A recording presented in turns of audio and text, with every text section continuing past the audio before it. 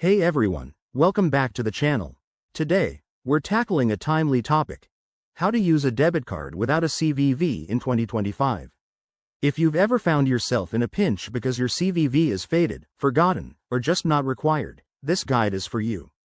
Let's dive right in. First things first, what's a CVV? It's that 3-digit code on the back of your debit card, designed for added security during online or phone transactions. But with 2025's tech advancements, you don't always need it. The key is using safer, modern alternatives that protect your info. One of the easiest ways is through digital wallets like Apple Pay, Google Pay, or Samsung Pay.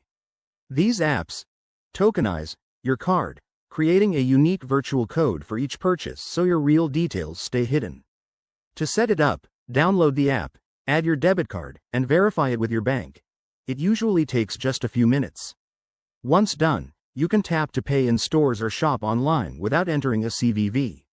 Another option is contactless payments. If your debit card has that little Wi-Fi-like symbol, you can simply tap it on a reader for quick transactions under a certain limit, often without needing the CVV. This is super convenient for everyday buys like coffee or groceries. For online shopping, look for sites that support bank-verified methods, like Verified by Visa or MasterCard Secure Code.